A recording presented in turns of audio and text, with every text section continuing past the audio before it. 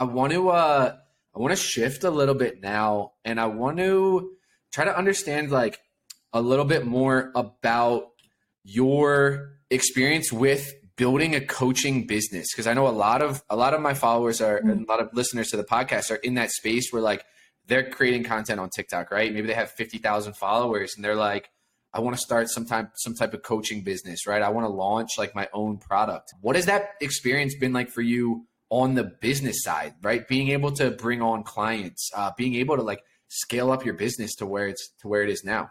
Yeah, I think like the first thing I would tell people is like you have to get really good at that one thing that you're going to coach or teach people on. Like it starts there. Like if you're just like, "Oh, I think I want to like help people," like you got to get really good first. And what I mean by that is like you need to be able to have results that you can show that you can provide to somebody else.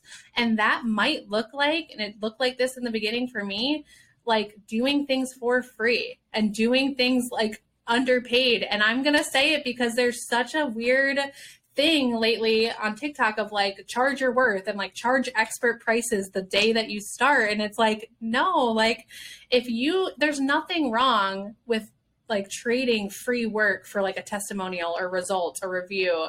And so if you are like, I just need to get started, that can be the best place to start, is just start to like do it for somebody and get those results. And then you can start to market those results and get your first paying client, then get your next paying client. Now you've been doing it for a year, raise your prices, that kind of thing. But like you need to learn, study your craft and get really freaking good at it. Like be the best.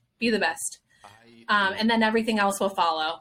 I love that advice. And I 100% agree. I think that's like a great place to start is like, you want to start this coaching business or whatever it is, start offering those services for either free or like super discounted, because you're still learning as well. Right. And so it's starting this process of one, you're trying to figure out how you can actually provide that transformation to your clients. You gain way more confidence, and you're right. You'll get those like early case studies, those early testimonials, and you'll start to refine your process. And I think that process isn't just applicable for building a coaching business, but across the board. Like it's something that I recommend creators do in like the brand deal world, right?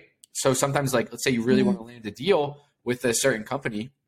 A lot of times what I recommend doing is like, look, you should just make a video with their product in it, right? As if like you're doing it for free, right? You're going to get their attention. And now you're basically proving that like, look, I can make that style of content because look, I did it, right? Same thing with the coaching model. It's like, look, I know I don't have a ton of experience, but like I'm willing to do this for free to get that experience. Same way that I got my video editor that I have now, right? He gave me a couple free videos for free, edited them all nice. And I was like, these are amazing. Like, let's do it. Now I have the confidence to invest in this. So I think that method works. I think it works across the board for really starting anything, like leading with that value, providing something, and then, increasing those prices over time.